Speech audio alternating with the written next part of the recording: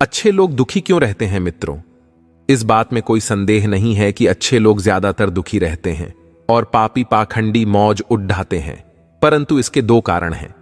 आज मैं आपको इन दोनों कारणों के बारे में विस्तार से बताने का प्रयास करूंगा।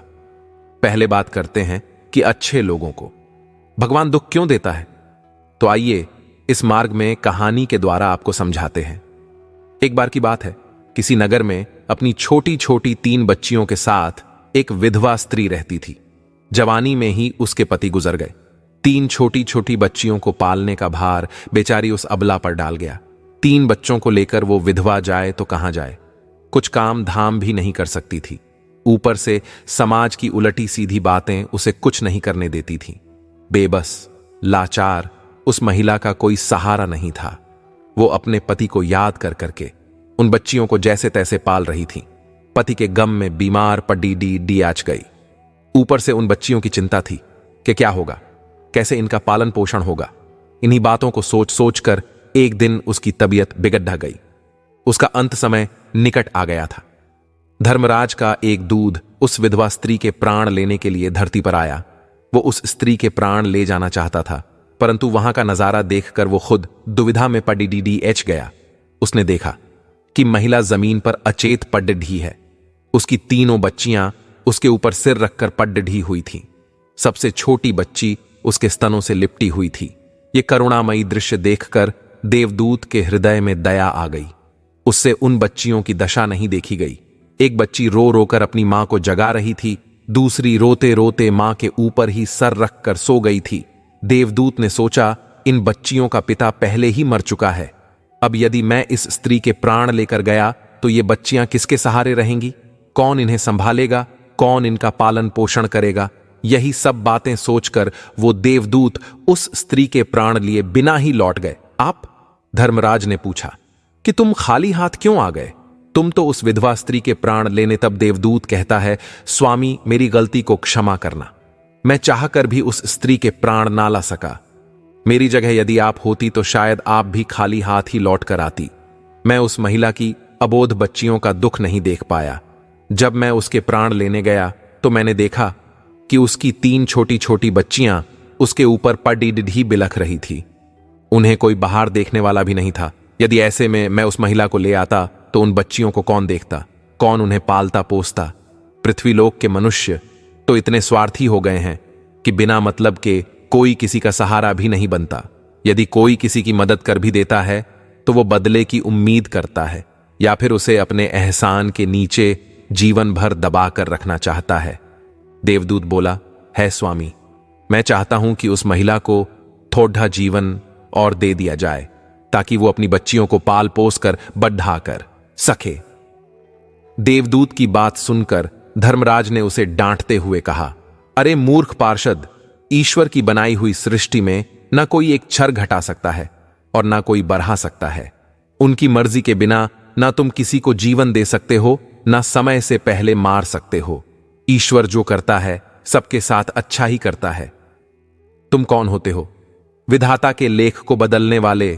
तुमने उस महिला को ना लाकर ईश्वर के नियमों का उल्लंघन किया है। तुमने बहुत बड़ा अपराध कर दिया है, इसलिए तुम्हें इसका परिणाम भोगना ही पड़ेगा। जाओ, जिस पृथ्वी के मनुष्यों से तुम्हारी ममता है उसी पृथ्वी पर मनुष्य बनकर अपना पाप भोगो।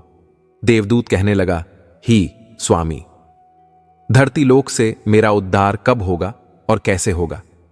तब धर्मराज कहते हैं, ये दूत धरती पर जाकर जब तुम 3 बार अपनी मूर्खता पर खिलखिलाकर हंस लोगे तब तुम्हारा उद्धार हो जाएगा। मित्रों, इतना कहकर धर्मराज ने उस दूत को धरती पर धकेल दिया।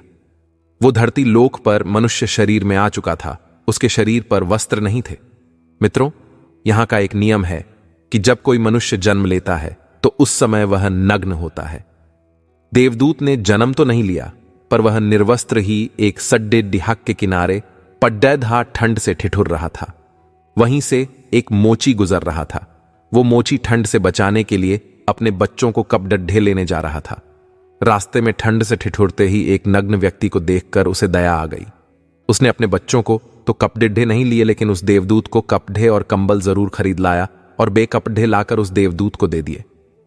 देवदूत कहने लगा, हे भाई, आपने मुझे कपड़े देखकर मुझ पर बहुत बद्धा उपकार किया है, लेकिन कपड़े देकर आपने ठंड से तो मेरा दुख दूर कर दिया, पर मेरा ना तो कोई घर है, न परिवार है, न भोजन का कोई साधन है। तब मोची भूला ही भाई, तो मेरे घर चलो, मैं तुम्हारा सारा खर्च उठाऊंगा। मित्रों, अब तो वो मोची उस देवदूत को लेकर अपने घर पहुंचा। उधर मोची की पत्नी ने देखा कि उसका पति बच्चों को कपड़े लेने गया था। कपड़े तो कुछ लाया नहीं, उल्टा एक आदमी को घर बुला लाया है। पत्नी अपने पति से झगड़ाने लगी, उसे भला बुरा कहने लगी।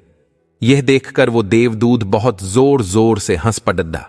मोची ने पूछा, अरे भाई, तुम हंसते क्यों हो? ऐसा क्या देख लिया आपने?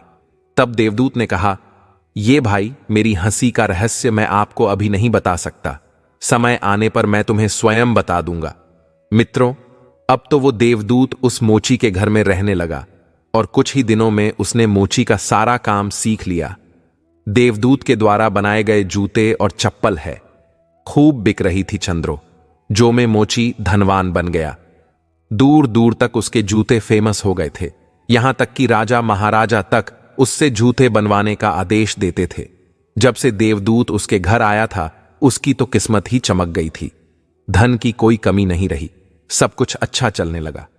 दिन की बात, राजा का एक सैनिक एक चमद्दा लेकर उसी मोची के पास आया और बोला, देखो हमारे महाराज इसी चाम के बने हुए जूते पहनना चाहते हैं। ये चाम बड्डा कीमती है, तुम इसके ठीक से एक जोधी जूते तैयार कर दो। ये चाम खराब नहीं होना चाहिए, पर ध्यान रखना इस चमद्धे के जूते ही बनने चाहिए, भूल से भी इसकी चप्पल मत बना देना। मित्रों, राजा का सैनिक चमद्दा देकर चला गया।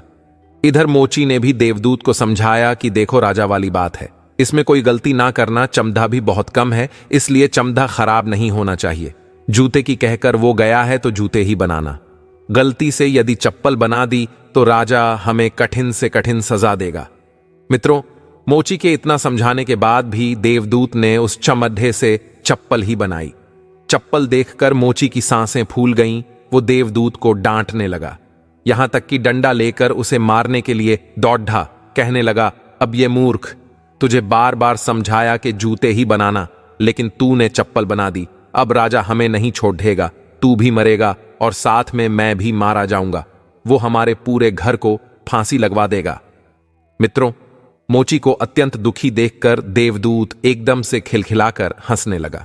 उसे हंसता देख मोची बोला, अब ये मूर्ख आदमी काम बिगाड़ बेचकर अब हंस रहा है। वो देखो, जूते लेने के लिए राजा का सैनिक आ रहा है। मित्रों, सैनिक को देखकर मोची के हाथ पैर फूल गए कि अब ये जूते मांगेगा तो मैं कहां से दूंगा। तब तक वो सैनिक पास में आके आया और बोला, भाई, कल मैं जो तुम्हें चमद्दा दे गया था, उसके जूते मत बनाना, चप्पल बना देना, क्योंकि राजा साहब का देहांत हो गया है और यहां की ये प्रथा है कि मरने वाले व्यक्ति को चमड़े की चप्पलें पहनाकर अर्थी पर लिटाया जाता है। मित्रों, सैनिक की बात सुनकर मोची को ऐसा लगा जैसे मरे हुए शरीर में प्राण पड़ गए हों। उसके हाथ से डंडा छूटकर जमीन पर गिर पड़ा और उसने देवदूत के पैर पकड़ लिए और उससे नाना भांति से माफी मांगने लगा। देवदूत मोची की इस हरकत पर खूब जोर जोर से हंस रहा था। मोची ने पूछा कि भाई, तुम क्यों हंस रहे हो? तब देवदूत बोला, हे भाई, समय आने पर मैं अपने हंसने का कारण बता दूंगा। मित्रों, एक दिन की बात, मोची की दुकान पर 3 नौजवान लड्ढकियां एक बुढ़िया के साथ आई थीं। उन तीनों लड्ढकियों की शादी होने वाली थी। वे अपने लिए जूतों का नाप देने आई थीं। उन लड्ढकियों को देखकर देवदूत ने पहचान लिया कि ये वही तीनों लड्ढकियां हैं जिनकी मां को ना ले जाने के कारण आज मैं अपने किए की सजा भोग रहा हूं।